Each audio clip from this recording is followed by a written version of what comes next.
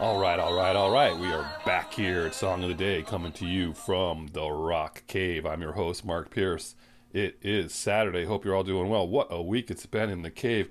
We've been throwing some pretty heavy duty, just good old rock and roll all week, kicking some serious butt this week, and have enjoyed it quite a bit. We're going to change gears just a little bit today, and hopefully a little bit shorter.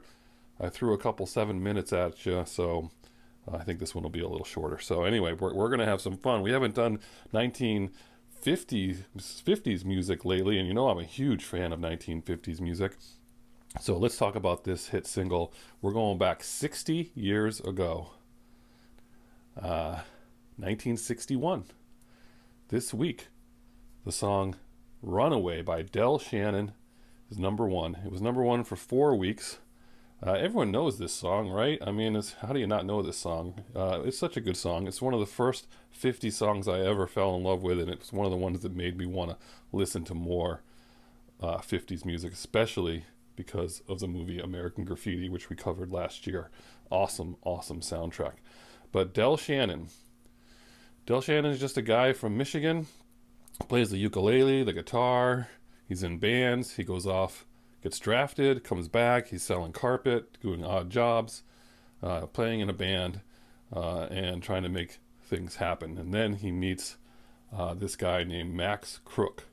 And really the story about this song is all about this guy, Max Crook, a keyboardist, because this is the first song, pretty much one of the first songs for a huge hit to be playing what essentially is a synthesizer and what would become the synthesizer, and that instrument is called clavioline, which I had to look up, but basically just a very early version of an electronic keyboard. He actually took that instrument and changed it and he made his own instrument called a musitron. So he actually just took it and added something. He took stuff from around his garage and reel-to-reels. He did all kinds of stuff, and he invented this particular instrument.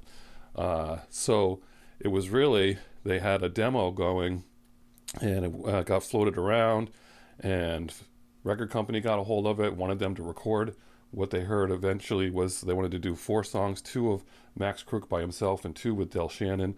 They ended up having to drive with their wives from Michigan to New York with no heat in the middle of winter, and they were struggling in the studio. The wives got kind of bored after playing some instruments, so they went walking around and ended up being on a game show, TV show, like on a game show on TV, where one of the wives was called up to be a contestant. This thing reads like, I don't know, some kind of story, some kind of movie. And anyway, so they do their takes. They can't afford to stay in New York City, so they drive all the way back to Michigan, only to be told that the record company doesn't like the takes and wants Del Shannon to re-record his vocal. So he flies back there to do that. So the story of this record is really more about that instrument, the fact that he had to do so many takes. And when they were actually mastering the record and finishing it up, they thought he was singing out of key. They kept struggling with him singing out of key. So instead of having him keep re-recording, they just sped up the version of his vocals a little bit, which changed his pitch, and they said it sounded perfect. So by the time they played the record for him, he's like, that doesn't even sound like me. That's not even me. And they're like, nobody knows who you are. They don't know what you sound like. We love it. So when you go out there in the world, apparently there's like stereo versions, there's mono versions. The hit that they heard on the radio was a mono version at a certain speed, but when you click on YouTube, you don't know what version you're going to get. It could be a different speed, could be stereo, could be mono, and it's, anyway, there's just, that's kind of interesting. So that was his first huge hit, number one in the United States, number one in the United Kingdom. He wouldn't have anything bigger, but he did have a string of hits in the years that followed.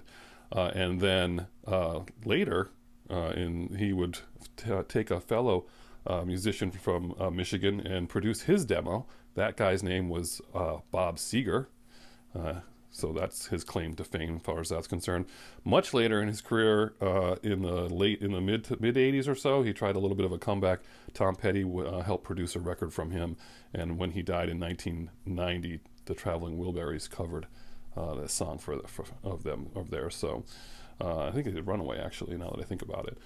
So anyway, that's the story of Runaway Number 5 song of all of 1961. Rolling Stone magazine considers one of the greatest songs of all time.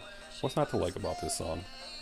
Turn it up today, play yourself some 50s music, put on that soundtrack to American Graffiti. If you do one thing, just play that whole thing beginning to end. It'll make you happy. But your song of the day is Del Shannon, Runaway.